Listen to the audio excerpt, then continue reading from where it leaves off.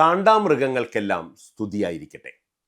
ഞങ്ങളുടെ മുഖ്യമന്ത്രിയും മന്ത്രിമാരും MLA കൂട്ടങ്ങളും നിങ്ങളുടെ തൊലിക്കട്ടിയോട് മത്സരിക്കുകയാണ് എന്ന വിവരം കാലങ്ങളായി നിങ്ങൾക്ക് അറിവുള്ളതാണല്ലോ.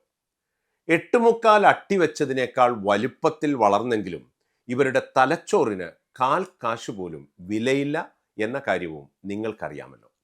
നേരം ഇരുണ്ട് വെളുത്തെന്നോ കാലം 2025 ആയെന്നോ ഇക്കൂട്ടർ തിരിച്ചറിയാത്തത് ഇവരുടെ കുറ്റം കൊണ്ടല്ല. അതിനു കാരണം ഇവരുടെ അന്ധതയാണ്.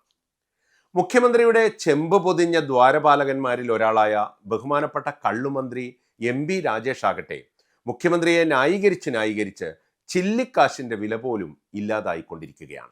മറ്റുള്ളവരുടെ കുറവിനെ കൊച്ചാക്കാതെ ജീവിക്കുന്ന കൂടപ്പിറപ്പ് സ്നേഹികളായ കാണ്ടാമൃഗങ്ങളെ, നിങ്ങളും അടുത്ത നിയമസഭാ തുരന്നെടുപ്പിൽ ഇവരോടൊപ്പം മത്സരിക്കണം. മുഖ്യമന്ത്രിയുടെയും മന്ത്രിമാരുടെയും കാര്യം അറിയില്ലെങ്കിലും കഴുതകൾ പോലും നിങ്ങൾക്ക് വോട്ട് ചെയ്യും എന്ന കാര്യം തീർച്ചയാണ്. അപ്പോൾ പിന്നെ മനുഷ്യരുടെ കാര്യം പറയേണ്ടല്ലോ. മനുഷ്യനെ മനുഷ്യനായി കാണാൻ അറിയാത്ത നിയമസഭയിലെ ഇന്നലത്തെയും ഇന്നത്തെയും നാളത്തെയും കാണ്ടാമൃഗങ്ങൾക്കെല്ലാം സ്തുതിയായിരിക്കട്ടെ. PS പ്രശാന്തിനൊപ്പം പുളിക്കൻ ടോക്സിനു വേണ്ടി സ്വാമിയേ ഭരണമയ്യപ്പ.